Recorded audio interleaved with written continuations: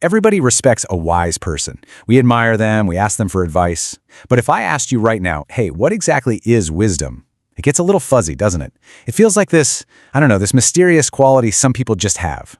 Well, today, we're going to pull back that curtain. We're going to explore a framework that maps out wisdom, not as some random trait, but as an actual journey through the different levels of your own mind. Okay, let's get into it. So right off the bat, let's get one thing straight. Wisdom and intelligence are not the same thing, not even close. An intelligent person, they analyze the world, they gather facts, they build these incredible complex arguments, and they can be totally brilliant. But sometimes, as the source material points out, that brilliance can be a little intimidating. Wisdom, though, it's different. It's not just about what you know, it's a whole state of being. It's about really understanding the world on a much deeper level. And that's why we're so often drawn to wise people. We don't fear them, we actually feel comfortable around them.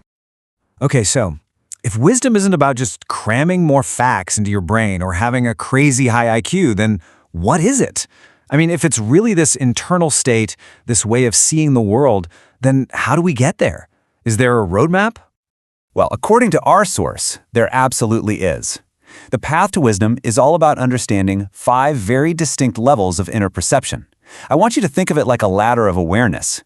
Each rung is a totally different way of experiencing reality. And here's the kicker.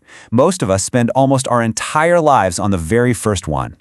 And that brings us to level 1, the world of judgment. This is our factory setting, our default operating system. It's the lens we automatically slap on to view pretty much every single situation we run into, right from the moment we wake up. Level 1 perception is completely about duality. When you're in this state, your mind basically becomes a sorting machine. Is this person right or wrong? Is this choice good or bad? Is what they said true or false? It's just this nonstop process of judging and evaluating everything. And look, this is super useful for certain things, like driving a car or managing a project. But living there 24/7, that comes with a really heavy price. And this is the really crucial point this source makes. When you are permanently stuck in level 1, you're pretty much guaranteeing a state of constant conflict. You're in conflict with other people, with your circumstances, and honestly, most importantly, with yourself. Every little thing turns into this big battle of right versus wrong, and it just creates endless stress and unhappiness.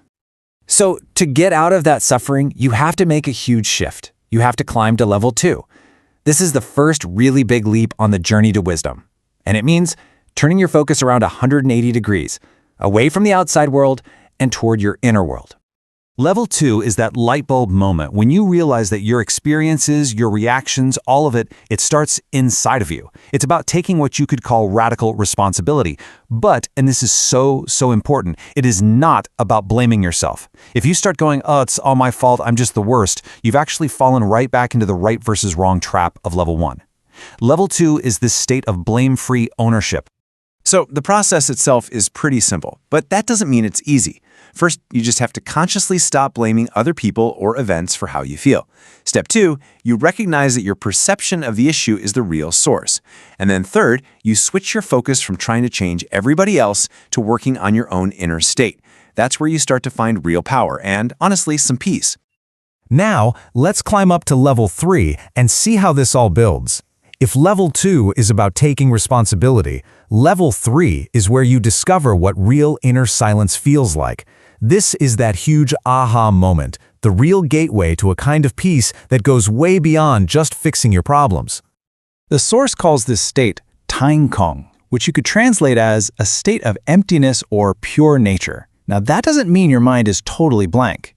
It means you're able to receive reality, what you see, what you hear, exactly as it is, without instantly slapping on those level 1 judgments or that level 2 self-analysis. You just perceive.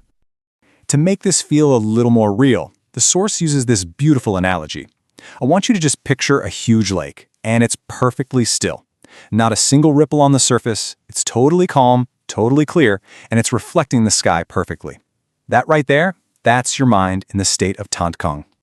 And this is what's so powerful about level 3. Because that lake is so still, if one tiny leaf falls onto its surface way on the other side, you feel that vibration instantly. When you're in this state of pure awareness, you develop this incredible sensitivity. You can feel the subtle shifts inside yourself and inside the people around you. You just know what's going on underneath all the noise.